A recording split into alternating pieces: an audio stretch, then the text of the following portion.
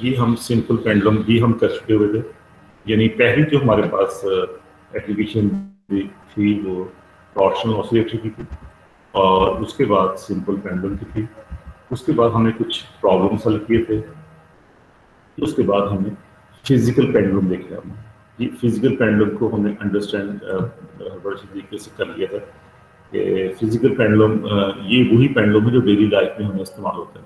लेकिन daily life में बहुत सारी चीज़ें जो होती हैं वो इर्रेगुलर शेप की होती हैं, लेकिन वो ऑसिलेट कर रही होती हैं, वो वाइब्रेट कर रही होती हैं, वो सिंपल हार्मोनिक मोशन को जो है वो परफॉर्म चल रही थी। तो यहाँ पे वो इसीलिए हमने कोई भी आर्बिट्री की शेप हमने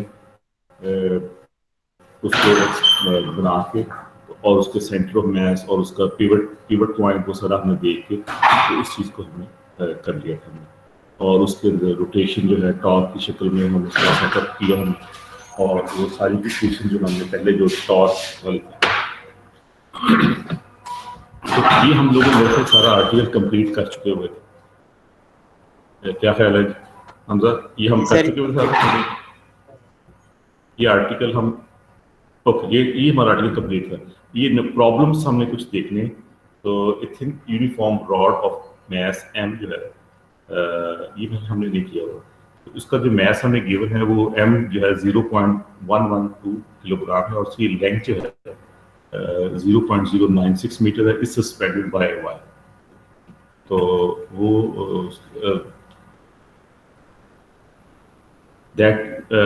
that passes through its center and it's perpendicular to its length. The wire is twisted and the rod set oscillations. The period is found to be 2.14 seconds. When a hot body in the shape of an equilateral triangle is found to be 5.83 seconds, find the rotational inertia of the triangle about this axis. तो अब हमारे पास जो given data है वो mass of the rod M है 0. जो data हमें गिवन है वो 0.112 किलोग्राम है। Length of the rod L है 0.096 मीटर, और उसका जो टाइम पीरियड है टी रॉड का वो टी इज इक्वल जो है रॉड का वो 2.14 second. Time period of triangle जो बॉडी है उसका जो टाइम पीरियड दिया हुआ है वो 5.83 सेकेंड है। तो अब उसमें हम लोगों ने rotational inertia of triangle body जो है हम लोग मालूम करनी है। तो this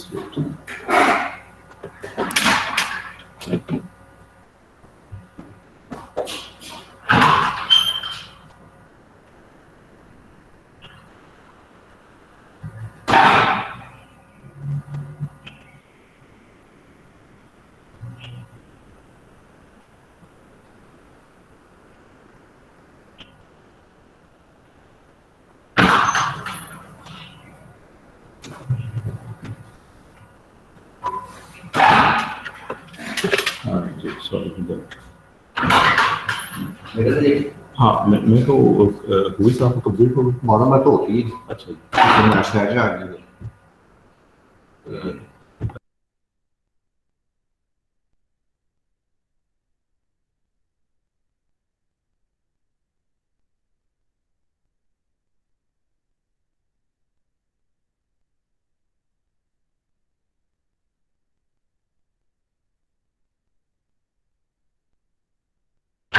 sorry for the interruption. तो जी, तो इसमें हम ये जो हमारे पास इसका जो रॉड का जो हमें इनर्शिया है वो है, उसका फॉर्मूला हम लोगों ने एफएससी पढ़ा हुआ है ml²/12।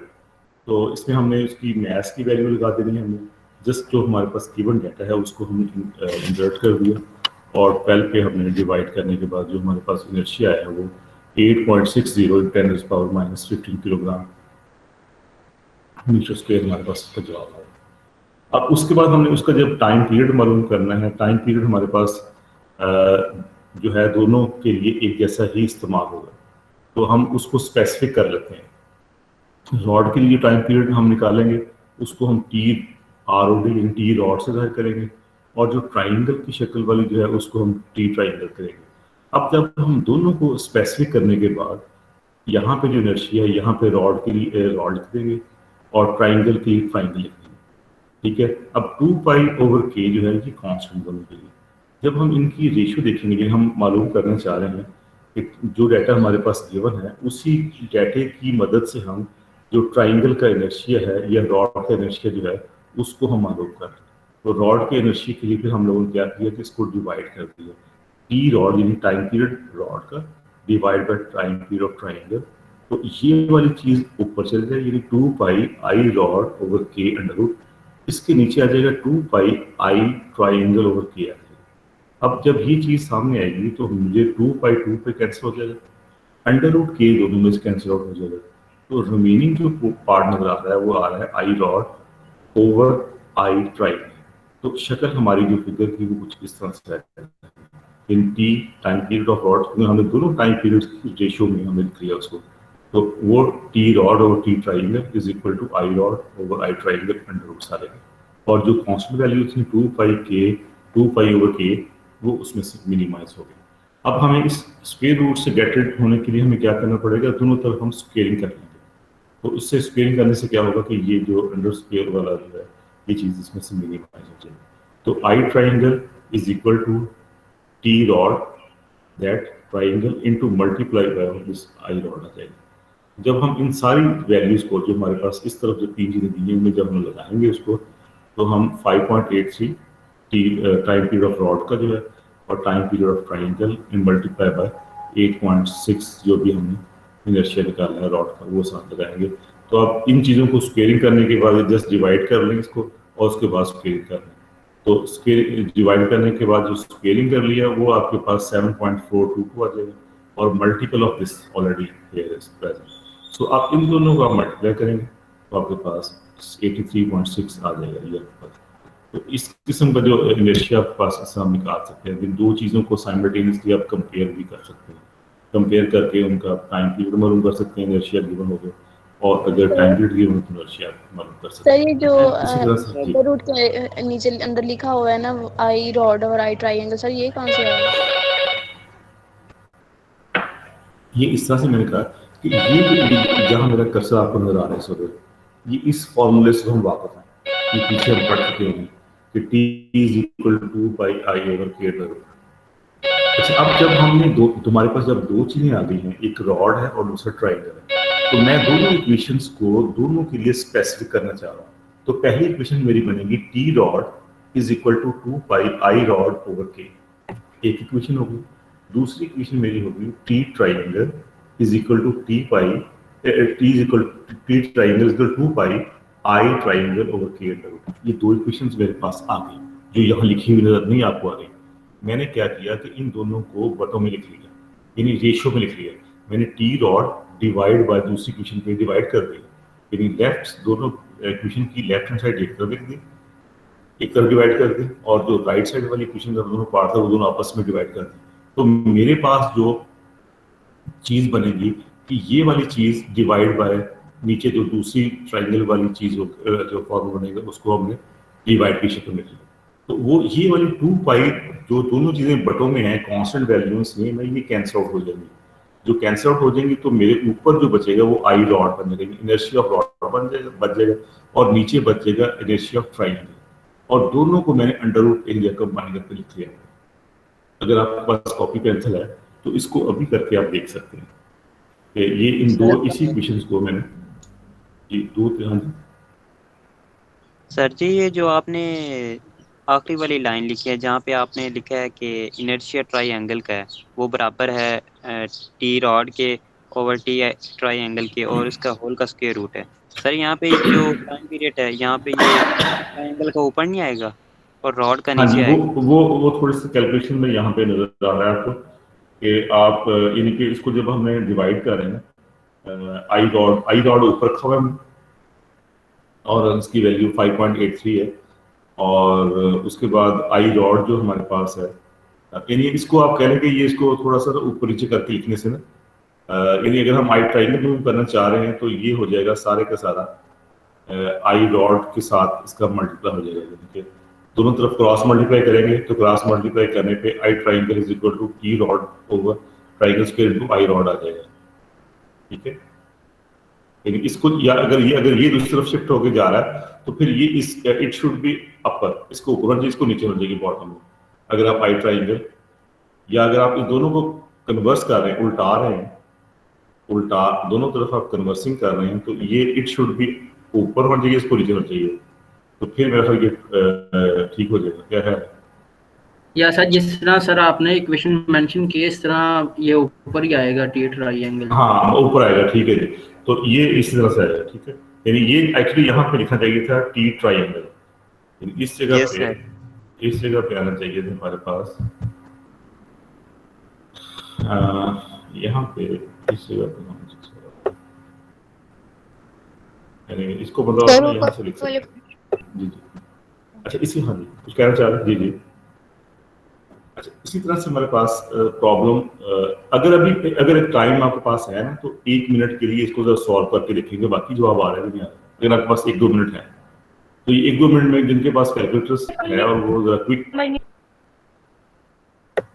जी आवाज नहीं आएगी। अच्छा एनीवे अगर देखना चाह सॉरी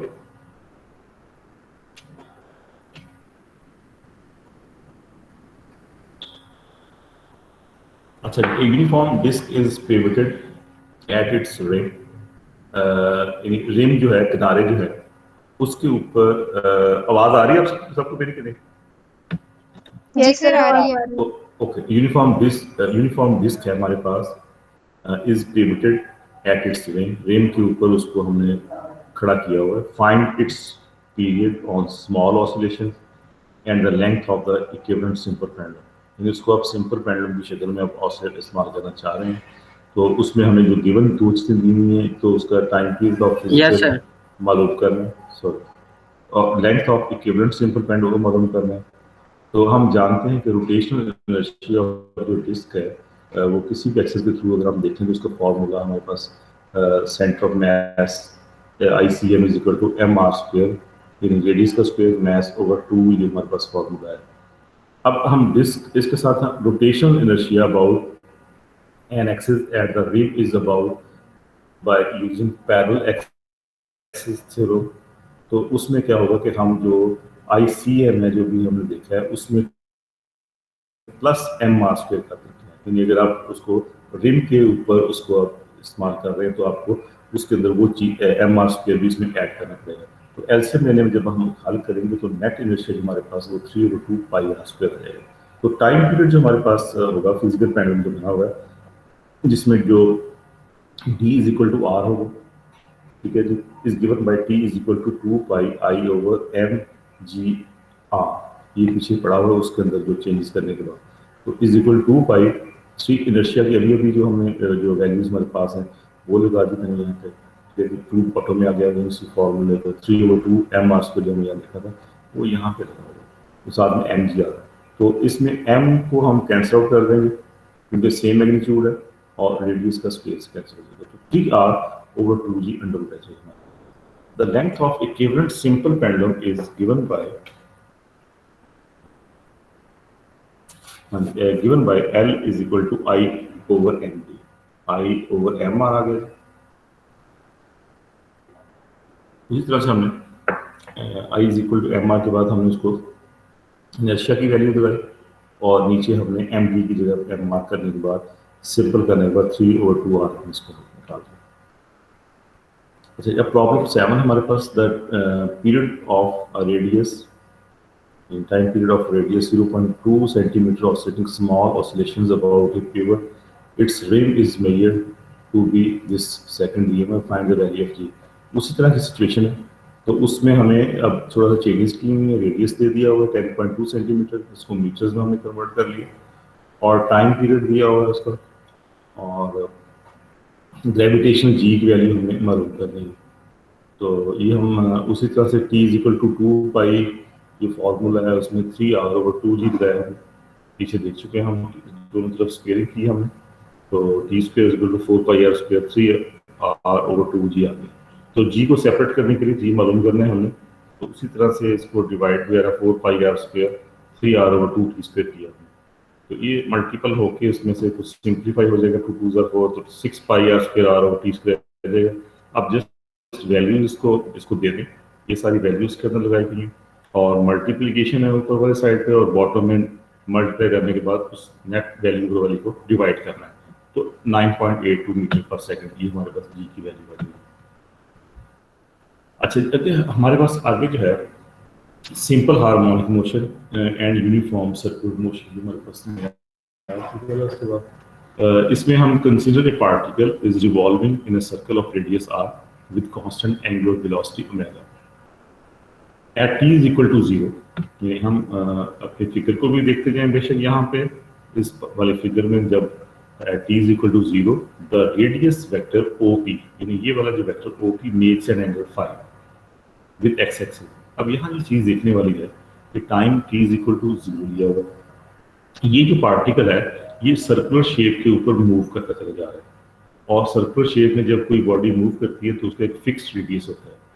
जब ये मूव करेगा तो हम इसकी तो मूवमेंट चल रही है, अब जब हमने उसको ऑब्जर्व करना है, जब हमने इसकी मूवमेंट की ऑब्जर्वेशन को देखना शुरू करना है तो उस वक्त हम t is equal to 0 consider कर रहे हैं।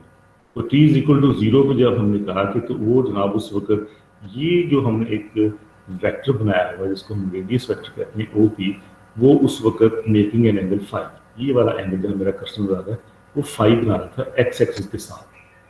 तो phi is called the initial phase और फेज कांस्टेंट, यानी ये हमने इनिशियली उसको चेक कर लिया। जब टाइम t गुजर गया, यानी t जब हमने ऑब्जर्व किया टाइम t 0 था और उसके बाद जब हमने टाइम को ऑब्जर्व करने के बाद दोबारा से उस पार्टिकल की पोजीशन को देखा तो it has in a new position, उसको हम OP कहें, कह रहे हैं। वो नई पोजीशन OP यहाँ पे चली गई है, लेकिन अब की बार वो एंगल फाई नहीं है बल्कि हम उसे कहेंगे omega t plus phi. Phi हमारे पास इनिशियल फेज एंगल था, उसके अंदर जो मजीद उसकी एंगुलर मूवमेंट की वजह से उसके अंदर डिस्प्लेसमेंट हुई है, एंगुलर डिस्प्लेसमेंट हुई है, उसको हम ओमेगा t से रखते हैं। दोनों को हमने ऐड कर लिया। ये चीज़ मेरा ख्याल सिस्टम आपको समझ आ रही है। जो आप परपेंडिकुलर PQ, अब आपने PQ परपेंडिकुलर ड्रॉ किया ऑन y एक्सिस के ऊपर, ठीक है जी, और उसके बाद projection of P along x axis भी आपने कर ली, वो आपने उसको P प्राइम से आपने जाहिर कर लिया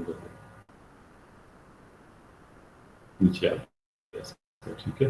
तो अब हमारे पास जो radius vector OP is described this one formula, ये हम इससे वाकिफ हैं कि xt is equal to r cos omega t plus phi, ठीक है। x के लिहाज से हमने उसको r सारा वो वैल्यू जो पीछे पड़ेगी उसी के मुताबिक उसको उनकी पोजीशन के लिहाज से उसको लगा दिया हुआ। यहाँ पे हम इस फिगर के जो ये 4 फिगर बनेंगी उसकी थोड़ी सी यहाँ पर डिस्क्रिप्शन है कि a point P moves at a constant speed in a circle of radius r, a reference line makes an angle phi with x-axis at t is equal to 0.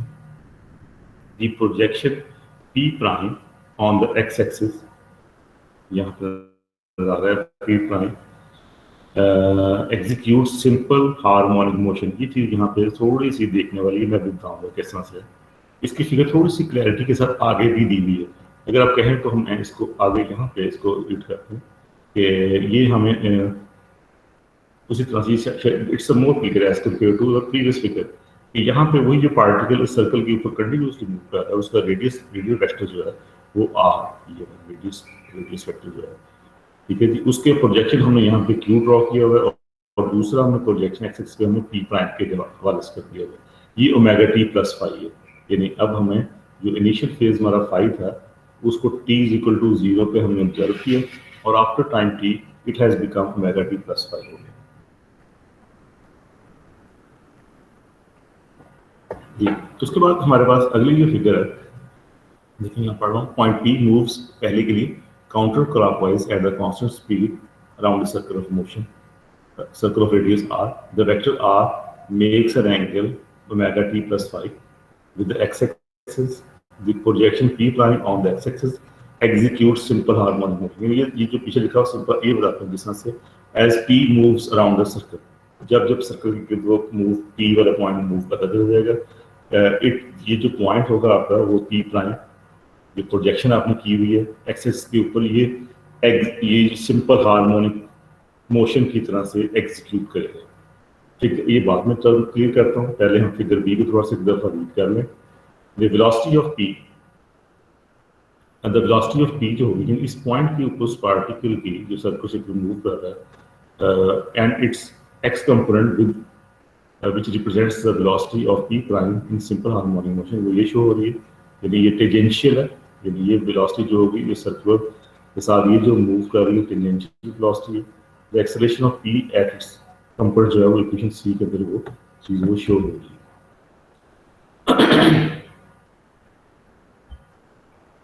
जी, अब यहाँ पे जो मैंने कहा था कि ये जो प्रोजेक्शन नजर आ रही है आपको, सॉरी यहाँ पे देखें कि ये जब पी जो अब एग्जीक्यूट यानी इस पॉइंट लाइन के ऊपर आपको सिर्फ पी प्राइम यानी पी डैश जो पॉइंट होगा वो ही हरकत करता हुआ नजर आएगा। इस पूरे वेक्टर की प्रोजेक्शन की हुई है, यानी हम देखना ये चाह रहे हैं कि एक्स एक्सिस के लिहाज से क्या इफेक्ट आ रहा है, उसकी प्रोजेक्शन जो हमने कर ली है। ये हमने पहले भी हमने कहा था जब किसी वेक्टर को हम रिजॉल्व करते हैं उसके रेक्टेंगुलर कंपोनेंट्स में, तो हम उसके अंदर एक्स और वाई दो कंपोनेंट्स को हम बनाते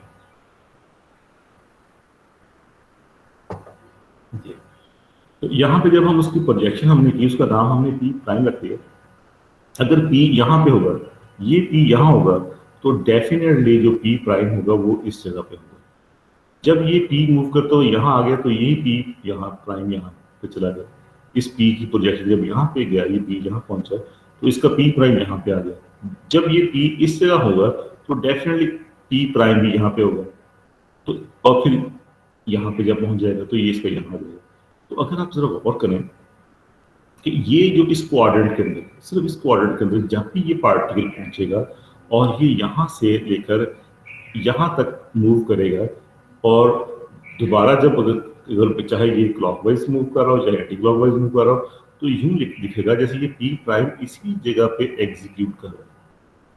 जब अगेन फर्दर यहाँ से यहाँ तक गया है ये वाला, तो पी प्राइम भी इस तरह से इसके इस तरफ को जा रहा है, बिल्कुल उसी तरह से जैसे सिंपल पेंडुलम था। अगर ये वापस दोबारा से आ रहा है तो डेफिनेटली ये पी प्राइम भी दोबारा इस तरफ को जा रहा शुरू हो जाएगा। तो ये चीज जो है इसकी जो ऑसिलेशन है simple harmonic motion P prime जो है ये सिंपल हार्मोनिक मोशन की तरफ से है। अब इसको थोड़ा सा और एक्सपेंड करते हैं, देखते हैं कि ये पेंडुलम की तरह से और किस तरह से दिख सकता है कि जब ये इसको इधर जाएगा उसके बाद इस तरफ आएगा तो ये पी प्राइम इधर से शिफ्ट हो जाएगा। बिल्कुल उसी तरह से जब हम मैस स्प्रिंग का सिस्टम हो हमारे पास वो इस तरह से ऑसिलेट करता था लीनियर की शक्ल में, उसी तरह से ये पी प्राइम भी इधर से अपने इन दो पोजीशन के बीच में ऑसिलेट करना शुरू कर देगा।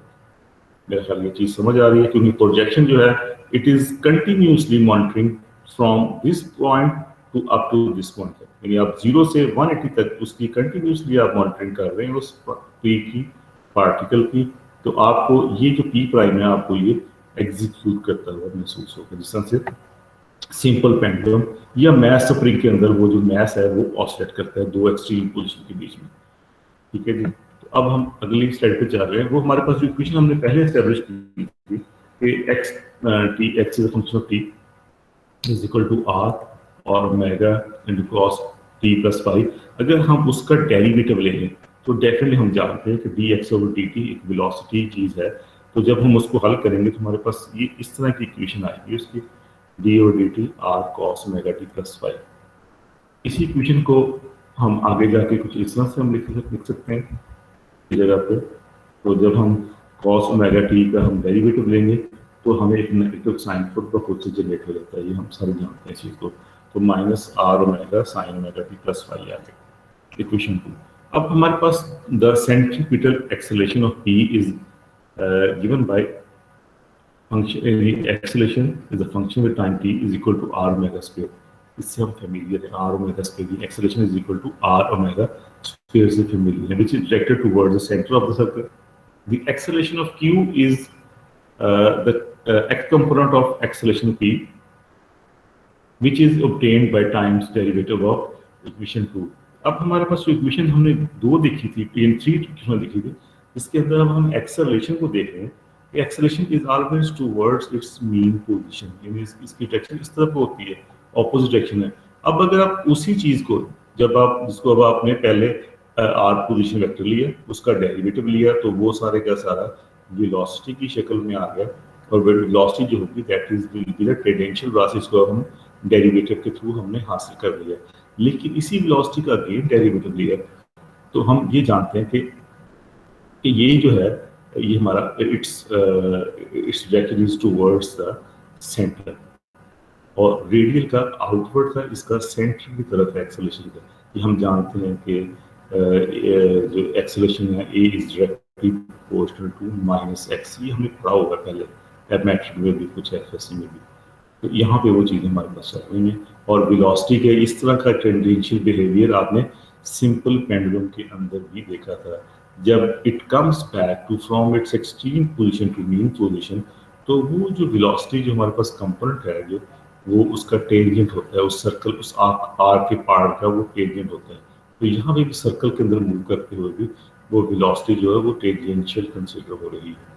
तो ज्योमेट्रिकली फिगर की वजह से अगर ये ओमेगा टी प्लस फाई है, तो इसकी प्रोजेक्शन जब यहाँ करेंगे इस वेक्टर, इस वेलोसिटी के वेक्टर को देखने के लिए, तो हमारी जो ज्योमेट्री होगी वो यही बताएगी कि भाई ये जो ट्राइंगल नई जन्म ले रही है, इसके ये वाला एंगल और ये एंगल शुड बी इक्वल रहना चाहिए। अच्छा जी, अब हम इसको थोड़ा सिंपल कर लेते हैं, शायद वो जो फिगर्स हैं उनकी कम्प्लेक्सिटी से आप कहीं थोड़ा सा परेशान ना हो गए हो। The centripetal acceleration of P is given by AT r omega square, which is directed towards the center of circle. The acceleration of Q is the x component of acceleration P, which is obtained by time derivative of equation 2. अब जब मैं इसका दोबारा से इसी चीज़ का derivative ले रहा हूँ, डेरिवेटिव लेना हम अब हमारा कोई मुश्किल बात नहीं है, ऐसी भी प्रैक्टिस की हुई। तो जब ये देखें, ये मैंने इसको एक मैथमेटिकल नोटेशन के अंदर भी लिख दिया है, d over d t v x function with respect to time t. तो इस सारी चीज़ को हम एक्सेलरेशन कहते हैं। पुरानी बात है, इसको दोबारा दोहरा रहे हैं। तो अब इस वी एक्स टी की वैल्यू हमारे पास ये है, जो कि इसकी मैग्नीट्यूड जो है वो इस राइट साइड वाली साइड पे लिखी हुई है, राइट हैंड साइड पे, वो मैंने यहाँ पे एज इट इज लिख दी हुई है। तो अब डेरिवेटिव जो है इट्स अ फंक्शन, ये जो ऑपरेटर है ये अंदर वर्क करेगा, उसको उसकी चेंज करेगा उसको डेरिवेटिव में। तो माइनस आर ओमेगा, और ये ओमेगा पहले से हमारे पास मौजूद है। जब ये इसके ऊपर ऑपरेट करेगा, क्योंकि टाइम वाला फैक्टर जो है वो उसके साथ लगा हुआ है, जब ये इसको ऑपरेट करेंगे तो एक साइन तो कॉस में कन्वर्ट हो जाएगा, और साथ में जब इसका डेरिवेटिव लिया जाए इस फंक्शन का, तो वो हमें ओमेगा हमें फ्री होता हुआ नजर आ रहा है। वो ओमेगा जो फ्री होगा वो पहले वाले ओमेगा के साथ स्क्वेयरिंग की फॉर्म में यहाँ आ जाएगा हमारे पास। तो ये हमारे पास एक्सेलरेशन वाली इक्वेशन 3 आ जाएगी। We can also show that projection of P on y-axis also performs simple harmonic motion. यानी अब हमने ये भी बात करनी शुरू कर दी हुई है कि y-axis के along जो उसकी है वो भी simple harmonic motion शो हो रही है। The projection P along y-axis is m. Now projection of radius vector OP along y-axis or y component of radius vector OP is given by this one. यानी y with function of t जो है उसको हम लिख सकते हैं r sine omega t plus five. तो उस तरह से अब हम जब इसका हम डेरिवेटिव लेंगे बिल्कुल वैसे ही जैसे पहले लिया हो, तो हमें वो r cos omega t plus five आएगा। और जब हम इसको दोबारा से इसका डेरिवेटिव हम लेंगे तो ये cos हमें एक माइनस साइन भी साथ में गिफ्ट कर देगा, मिल जाएगा। यहाँ पे एक ओमेगा मिसिंग है, ठीक है। आई थिंक सो आप इसको बाद में इसको राइट कर देते हैं। यहाँ पे एक ओमेगा यहाँ पे मिसिंग है, मैं यहाँ पे इसको इसी जगह पे ऊपर लिख देता हूँ। यहाँ पे इसको हम इंसर्ट करने के बाद इक्वेशन में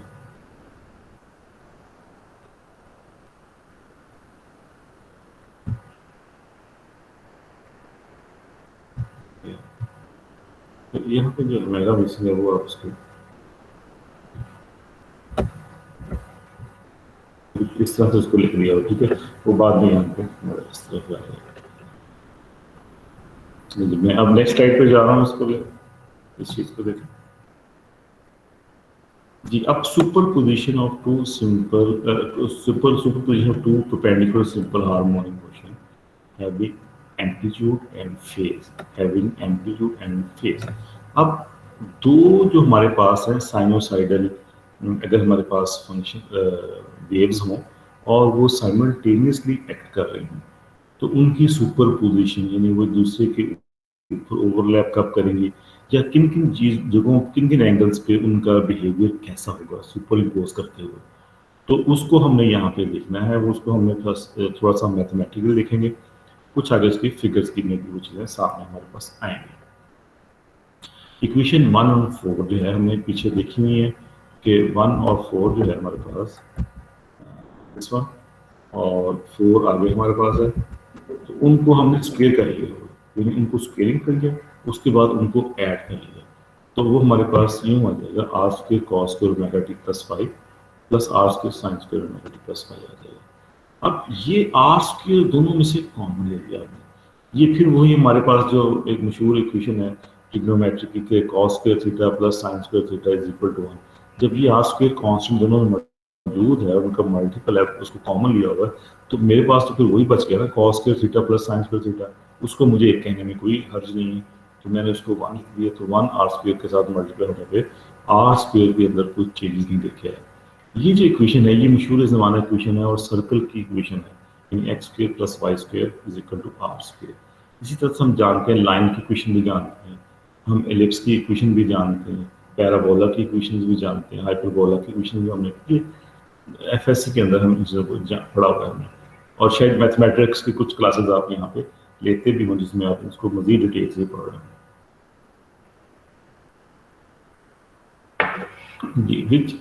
Which is equation of circle. Thus, the superposition of two perpendicular simple harmonic motion having same phase and amplitude will result in circular motion.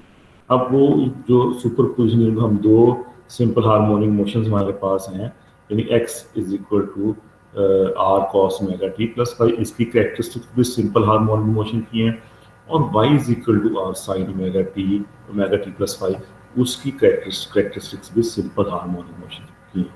जब ये सुपर इम्पोज होंगी, सुपरपोजिशन के को फुलफिल करेंगी, एक दूसरे की परपेंडिकुलरली एक्ट करेंगी एक दूसरे के ऊपर, तो हम लोग उसमें फिर हम जब एक्ट करेंगी तो हमें जो इक्वेशन मिलेगी, जो उनका नेक्स्ट रिजल्ट मिलेगा, जो हमें उसकी फिगर नज़र आएगी, जो अपेरेंट शक्ल नज़र आएगी, वो एक सर्कल की शक्ल होगी, और तभी ये हमारे पास सर्कल की इक्वेशन की हमारे पास ये इक्वेशन भी आएगी।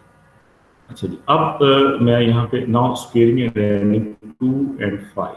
अब अगर हम दो इक्वेशन नंबर 2 और 5 को स्क्वेयरिंग भी करें और ऐड भी करें, जो कि हमारी ये पहली वाली जो एक्स और वाई थी, ये तो पोजीशन के लिहाज से नहीं, उनके जो पोजीशन रेडियल वेक्टर्स जो थे, जो पोजीशन की प्रोजेक्शन हुई थी उनके लिहाज से थी। अब हमने देखना है उसकी वेलोसिटी के लिहाज से, यानी वेलोसिटी की हमारे पास जो इक्वेशन होगी वो हमने पढ़ी थी पीछे, v is equal to r omega cos omega t plus 5। इसी तरह से हमने dy की भी हमने पढ़ी हुई है, r omega sine omega t plus 5। उन्हीं दोनों इक्वेशंस को हमने स्क्वायर भी कर लेना है, ऐड भी कर लेना है। जब उसको हमने स्क्वायरिंग किया तो वी एक्स स्क्वायर, तो हमारे पास r square omega square cos square omega t plus 5 हो गया, और वी वाई जो है जिसको हमने r omega sine into omega t plus 5 का इसका स्क्वायर किया तो r square omega square sine square omega t plus 5 आ गया। अब मुझे भी यहाँ पे फिर दोबारा से कुछ चीज़ें कॉमन नजर आ रही हैं, और मुझे वो याद आ रहा है अपने ट्रिग्नोमेट्री का मशहूर ज़माना formula, cos square theta plus sine square theta is equal to 1। तो लिया यहाँ से कॉमन, दोनों चीज़ों को कॉमन लिया मैंने, तो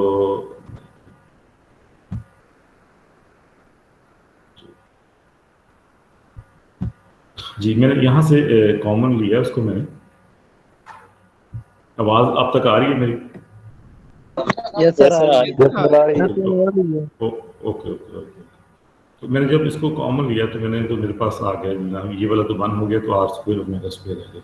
तो अब फिर मुझे यहाँ से जो ये है मैंने इसको इस सारी वाली चीज़ को हम इसको जानते हैं, इससे बात करना v is equal to r omega से, तो इस सारे का जब स्क्वेयरिंग को तो v स्क्वायर आ गया मेरे पास, तो ये इक्वेशन मेरे पास आ गई। अब now squaring and add equation 3 and 6। अब जो 3 और 6 जो इक्वेशन को हमने नाम दिया था जो एक्सेलरेशन से है, ये 3 तो पोजीशन अब इक्वेशन देखिए, एक एक्स वाई पोजीशन वाली, दूसरी बी एक्स और बी वाई वाली, और तीसरी ए एक्स और ए वाली। तो अब उन्हीं एक्सलेशन की बारी आ गई हुई है, जिसको हमने स्क्वेयरिंग कर लिया और हमने उनको ऐड कर लिया। उसी तरह से मेरे पास यहाँ पे भी a x square plus a y square is equal to r square omega 4 आ गया। तो अब आर स्क्वेयर ओमेगा 4 जो है, इस आर ओमेगा स्क्वेयर जो है उसको हम ए से जाहिर करते आ रहे हैं अभी तक, तो उसी तरह मैंने इसको ए स्क्वेयर लिख दिया। अच्छा जी, अब ये सारा कुछ जो है, so from above discussion we'll conclude that circular motion is combination of two identical simple harmonic motion acting perpendicular to each other।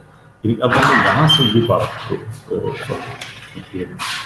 अब हमने यहाँ से ये देख लिया हुआ है कि जब भी हमारे पास चाहे वो पोजीशन हो, पोजीशन वेक्टर हो, चाहे वो वेलोसिटी हो, चाहे वो एक्सेलरेशन हो, जब वो आइडेंटिकल होंगे, सिमिलर होंगे, यानी उनका बिहेवियर जैसा होगा, सिंपल हार्मोनिक मोशन की तरह होगा, और वो परपेंडिकुलरली एक्ट करेंगे, तो वो आपको एक उसकी जो शक्ल बनेगी वो सर्कुलर शक्ल की बनेगी। ठीक है,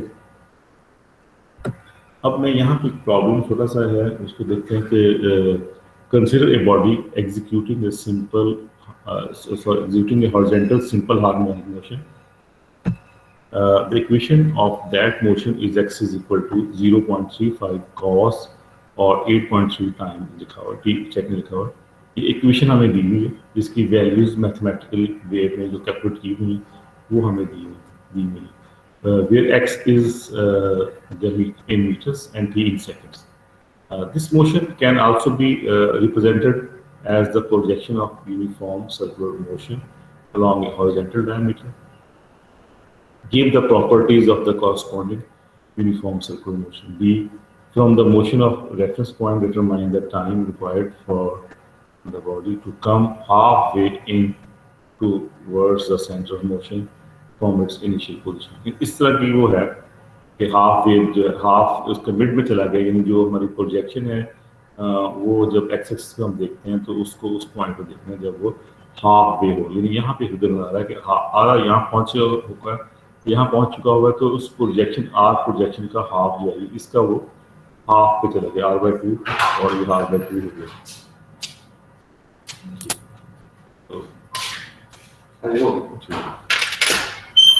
अच्छा जी, तो जो डाटा गिवन दिया हुआ है, इक्वेशन ही दी हुई हमें, same equation of simple harmonic motion की वो हमने यहाँ पे राइट अप कर ली है, x = 0.1।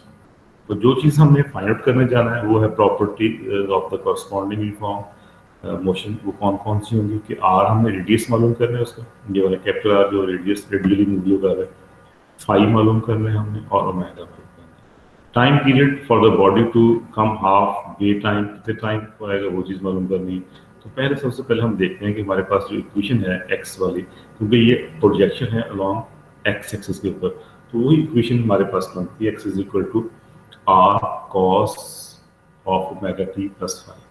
तो अब हमने इक्वेशन 1 और 2 जो मैथमेटिकली हल किया हुआ डाटा गिवन था, जो कि स्टेटमेंट के अंदर इक्वेशन दी हुई थी, उन दोनों को हम बड़ी आसानी से कंपेयर कर सकते हैं अपनी इस वाले स्टैंडर्ड इक्वेशन के साथ। तो मुझे तो यहाँ नजर आ रहा है कि भाई आर की जगह पे तो हम ये लिखा हुआ है 0.35, तो मैंने लिख लिया। अब ओमेगा t + phi, यहाँ पे phi को हम 0 कंसिडर कर रहे हैं, क्योंकि हम डायरेक्टली उसको फेज जो हम नोट किया वो 8.3 है, तो ओमेगा हमारे पास जो आ रहा है, क्योंकि टाइम मल्टीपल है, तो ओमेगा = 8.3 रेडियंस पर सेकंड आ गया। तो अब ये जो है इसको हम ठीक है। अब उसके बाद हम जानते हैं कि जनाब को π/3 जो है that is equal to 60 degree radian. तो इसके बाद हम यहाँ से देखते हैं कि थीटा = ओमेगा t हमारे पास है, हम टाइम देखना चाह रहे हैं, और वो t = थीटा ओवर ओमेगा। तो अब यहाँ पे π/3 आ गया हमारे पास रेडियंस की शक्ल में, और × 1 ओवर ओमेगा। तो ओमेगा की वैल्यू हमारे पास है वो 8.3 है, तो उसको हमने जब सिंपल करेंगे तो ये हमारे पास इसका जो टाइम आ जाएगा वो 0.13 सेकंड आ जाएगा, इनकी ऑसिलेशन का जो टाइम पीरियड होगा वो 0.13 सेकंड होगा। अच्छा, अब हमारे पास अगला जो आर्टिकल है वो सर जी ये जो आपने पीछे बताया है π/3, जी जी सर इस चीज़ की नहीं समझ आई, दोबारा बता दें। अच्छा जी, π/3 का जब हम देखते हैं ना, हमारा जो कोई बॉडी जो सर्कुलर शक्ल में मूव कर रही होती है, उसकी जो सर्कल के ऊपर जो उसकी जो पोजीशन है वो 0 से 2 पाई के तक 2 पाई तक वेरी कर रही होती है। तो जब हम अपना पाई बाई 3 कह रहे हो, यानी किसी चीज़ को हम रेडियंस के अंदर ले रहे हैं, तो पाई बाई 3 जो होता है वो हमारा 60 डिग्री के इक्विवेलेंट होता है, 60 डिग्री। ये चीज़ हमने यहाँ पे इस चीज़ को देखा है कि पाई बाई 3 जो है वो 60 डिग्री है। ये हमने इसको यहाँ से इसको नोट किया हुआ है। तो उसी चीज़ को हमने आगे इसको 3 टाइप कंसीडर कर लिया पाई बाय 3। सॉरी सर ये खुद से कंसीडर किया पाई बाय 3। ये इसी के अंदर जो हमने एंगल ये हमारे पास दिया हुआ है, इसको ये ऊपर देखें, ये फिगर देखें, फिगर के अंदर हमें 60 एंगल दिया हुआ है, तो वहीं से हमने इसको कंसीडर सर ठीक हो गया। सर ये नहीं समझ आ रही थी कि 60 कहाँ से आया था, तो अब समझ लग गई है। हाँ, वो फिगर में पहले से दिया।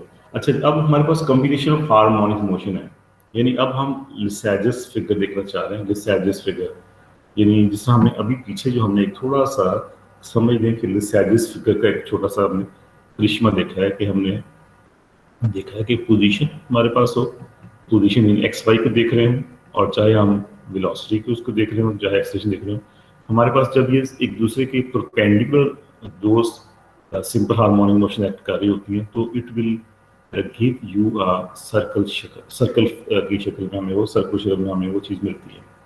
तो लिसैजस फिगर्स एक्चुअली इसी तरह की हैं कि जब भी कोई आप यहाँ वहाँ तो परपेंडिकुलर था ना सिचुएशन, अब जब परपेंडिकुलर 90 डिग्री के other than that of angle बनेंगे, मिसाल के तौर पर वो उनके दरमियान 0 डिग्री एंगल बन रहा है, या वो 30 बन रहा है, या वो उनके दरमियान कोई और पाई एंगल आ रहा है, तो उसमें फिर वो जो फिगर्स हमारे पास होंगी वो किस तरह की हमें, तो ये सारा मैथमेटिक्स की शक्ल में हम देखते हैं। तो यहाँ मैं इसको थोड़ा सा यहाँ से ऊपर से रीड कर रहा हूँ कि when a particle is subjected to simple harmonic motion at right angle to each other, the paths traced by the particle are called Lissajous figure. So the phenomena of Lissajous figure arises due to the superposition of two simple harmonic motion at right angle to each other. It is considered two simple harmonic motion along x and y axis having same frequency but different amplitude. ठीक है, simple harmonic motion वाली सूरत पूरी हो चुकी हुई है, same frequency but different amplitude उनके different है। अब क्या होगा, दे आर गिवन एज, ये x is equal to a sin omega t long x axis पे होगा, और y एक्सिस के ऊपर वही इक्वेशन जो होगी वो b is equal to y is equal to b sin omega t हो गई।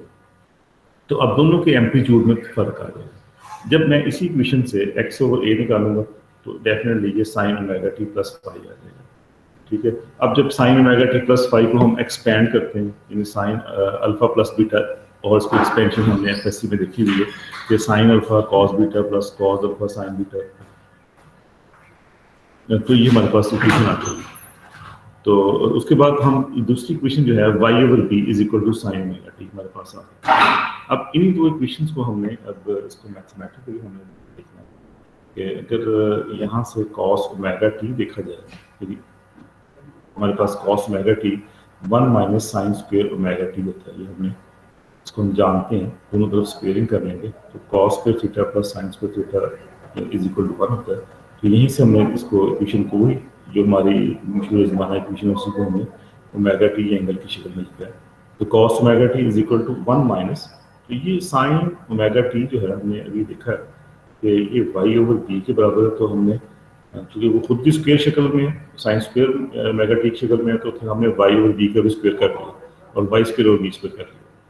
अब इक्वेशन 3 जो हमारी है वो कुछ इस तरह की शक्ल ले लेंगे। इक्वेशन 3 ये x ओवर a और ये y ओवर b, यानी हम वो जो चीज़ें हमने ऊपर सेपरेट की हुई ये वाली जो इस तरह की, वही वैल्यूज उनको हम कह लें कि उनकी जो फंक्शनैलिटी है उसको हम मैथमेटिकल टर्म्स के अंदर, यानी अपनी उसको इक्वेशन की शक्ल में ला रहे हैं।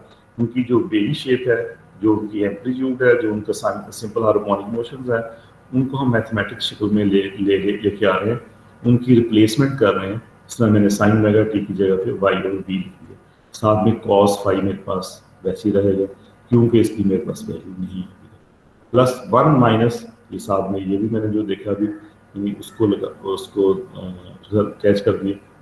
तो उसके बाद हमने यानी इसी इक्वेशन के 3 के साथ जो ऑपरेट कर रहे हैं, साथ में साइन फाई आ गया।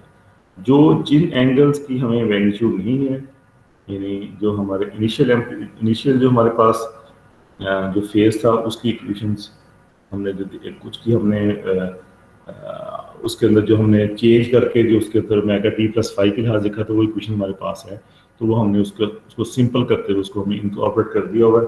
तो बाकी जो ये चीज़ हमारे पास बच की हुई है, इसको फिर हम लिख रहे हैं कि एक्स ओवर ए, ये वाली चीज़ दूसरे साथ minus y over b cos omega t, और साथ में प्लस ये 1 minus y square over b square root sine phi आ गया। अब इसी चीज़ को उधर ले गए और इस तरह ये चीज़ बच गई हमारे पास। अब फिर आप दोनों तरफ स्क्वेयरिंग कर लें ताकि ये जो हमारा जो अंडरवुड वाला एक्सरसाइज को यहाँ से ख़त्म कर सकें। तो वो कुछ इस तरह से हमारे पास आएगा कि स्क्वेयरिंग करने पे कि x over a minus y over b cos phi square 1 minus y square b square, ये सारा हमारे पास आ गया। स्क्वेयरिंग वही है, ए माइनस बी का हम स्क्वेयर खोलते हैं, वैसे ही पहली वैल्यू का स्क्वेयर प्लस दूसरी वैल्यू का square minus 2 into first value into second value. तो उसी तरह से इस चीज़ को हमने एक्सपेंड किया इज इक्वल टू इस साइन स्क्वेयर फाइव को अंदर मल्टीप्लाई कर दिया, sine square five minus y square और बी साइन स्क्वेयर फाइव हमारे पास आ गया। अच्छा, अब इसमें हम फिर कुछ चीज़ों को जब भी हम इक्वेशन लिखते हैं कुछ चीज़ें हमारी एक जगह इकट्ठी होने को होती है, हम उसको इकट्ठा कर लें और इक्वेशन को मुझे सिंपल कर लें।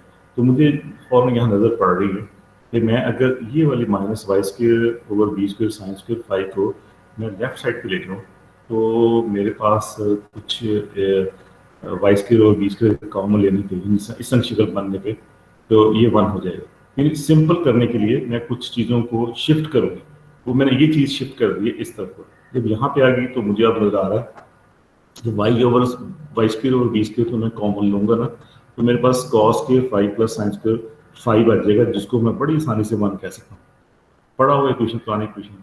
तो अब ये साथ एक्स स्क्वेयर और ए स्क्वेयर साथ से चला आ रहा है प्लस वाई स्क्वेयर और बी स्क्वेयर 1 जब इससे यहाँ आएगा तो वो एज ए मल्टीप्लाइंग फैक्टर होगा, वो उस पर असर नहीं करेगा।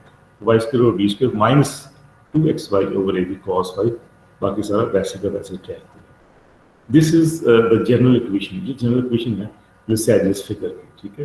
तो यहाँ से हमें जब 45 एंगल होगा दोनों साइन तो इस तरह हमें एक लाइन की शक्ल में मिलेगी, और जब यही एंगल 90 डिग्री पे जो अफेक्ट करेंगे तो इस सर्कल शक्ल में मिल जाएंगे, ठीक है। इसी तरह से हम बाकी जो है एंगल्स π/4 पे देखेंगे तो हमें कुछ इस तरह की शक्ल नजर आएगी।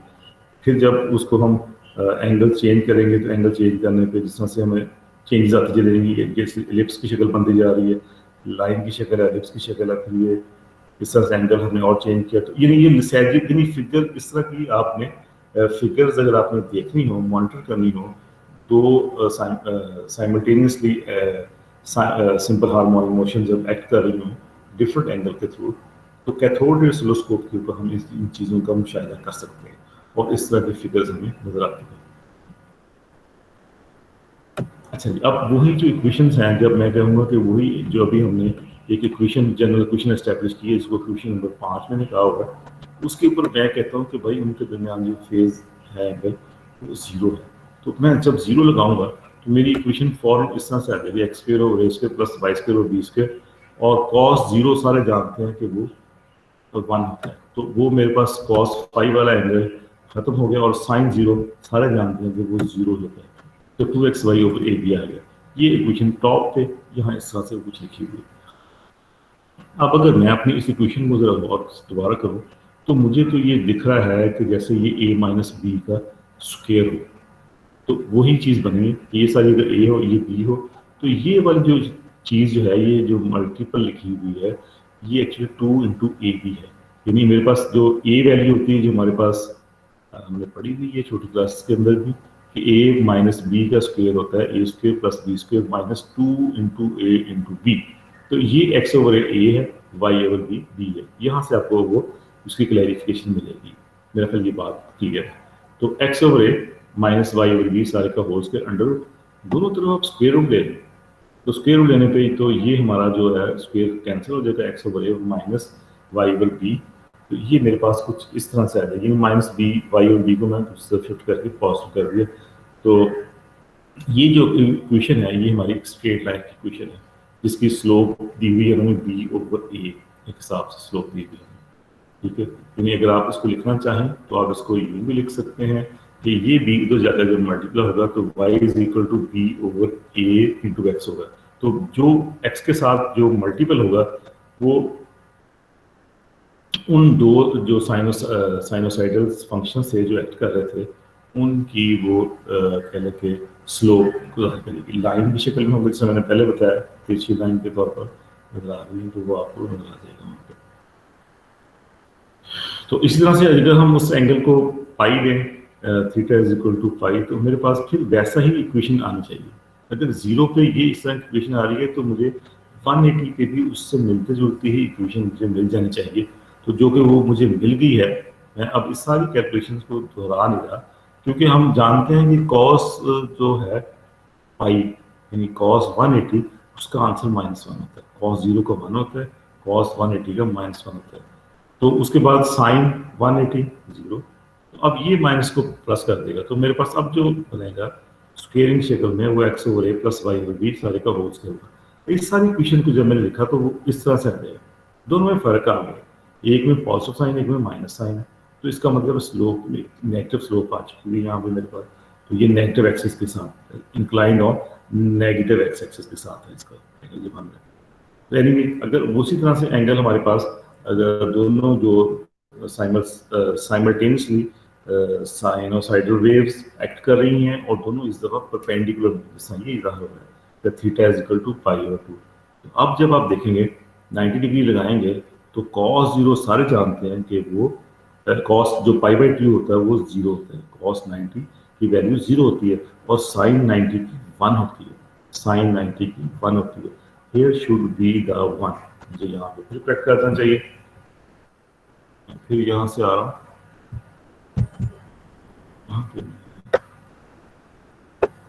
मुझे लिख देना चाहिए यहाँ पे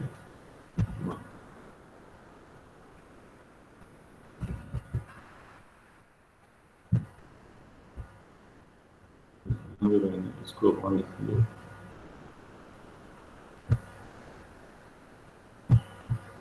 ये मेरे पास इस तरह से कुछ बन आ गया। अच्छा, अब ये वाला जो अंदर जा रहा है आई थिंक तो ये समझ रहे हैं। तो अब ये जो है ये वाला इस सारे को 0 कर देगा। तो मेरे पास जो इस तरह की इक्वेशन हमने यहाँ पहले भी देखी हुई, पहले कहाँ देखी है, अभी जो हमने स्टार्ट किया था सेजिस फिगर से पहले वाला जो आर्टिकल है, जहाँ पे हम एक पार्टिकल को सर्कल के अराउंड जब वो मूव कर रहा था तो वहाँ पे हमने इसको ऑब्जर्व किया था। जब हमने उसको एट द एंड जब हमने हल किया तो हमने कहा था कि जब दो साइनोसाइडल फंक्शन आपस में करते हैं तो it creates a circle shape. तो ये वहाँ हमने पढ़ा था। तो it's again a figure of, ये जो क्वेश्चन लिखी हुई है ये सर्कल शेप की है। इस एविडेंस होता है कि जब परपेंडिकुलर एक्ट करेंगी दो वेव्स तो वो सर्कुलर शेप में आएंगी। Mathematics, this is the equation of an ellipse. तो having major axis 2a over, तो अब इस पर हमारे if a is equal to b, अब इस इक्वेशन के अंदर आप देखिए अगर a और b बराबर हों then x square plus y square is equal to a square आ जाएगा, which is the equation of a circle of radius a। ठीक है जी। तो अब हमारे पास उसके बाद अगर हमारे पास एंगल π/4 हो जाए तो फिर किस तरह से होगा, तो जो cos फाई जिसको हम अब π/4 लिखने जा रहे हैं उसकी वैल्यू हमें 1/2 अंडर रूट हो जाएगा। शायद इसका जवाब 0.866 है, और जब हम साइन π/4 लेंगे तो उसका जवाब 1/2 आ जाएगा। अब ये वाली जो इक्वेशन है this is equation of ellipse, और वो भी ऑब्लिक तिरछी इक्वेशन हो एलिप्स होगी। मेरा ख्याल है यहाँ तक रखा जाए, थोड़ा सा और आगे पढ़ा जाए। बहुत है सर, अगर पढ़ना है थोड़ा सा आगे इसको थोड़ा सा आगे इसको। सॉरी सर, आज ना नींद आ रही है थोड़ी लेक्चर में, वो सारी डेरिवेशन है ना तो इसलिए। Yes sir. चले इसी को यहीं पे फिर इसको स्टॉप कर लेते हैं। और इट्स आप थके भी होंगे, इट्स योर और सर लास्ट हमारी लेक्चर। स्लाइड 2 हफ्ते की इकट्ठी हो गई हैं तो सेंड कर दें हमें। जी सर। अच्छा वो हाँ मैं वो शेयर करती हूँ, मैं क्लास में वापस आ जाऊँ जी। तो मैं वो ना शेयर कर देता हूँ, तो बल्कि अगला आर्टिकल से वो बाद में शेयर करूँगा, पहले यहाँ तक शेयर कर देता हूँ, ठीक है। तो अब ओके तक सर। कितनी स्लाइड्स अब तक शेयर हो चुकी हुई अब तक की? 29 है शायद सर। 29 तक शेयर हो चुकी हुई है, ठीक है। उससे आगे जो है वो मैं आज तक की डेट के वो मैं शेयर आपको कर देता हूँ, ठीक है जी। तो ओके अगर सर। कहते हैं दोबारा से इसको फिर आगे शुरू कर दें, थोड़ा सा रिलैक्स होना, तो 5-7 मिनट के लिए सर इतना ही काफी है। सर आज के लिए इतना ही बहुत है। जी सर। सर मैथ का भी बहुत काम है। सर मैंने तो अभी नाश्ता भी करना है। अच्छा चलो ठीक है। तो अब आप लोगों ने ना जो न्यूमेरिकल्स वगैरह है ना, मैं इसको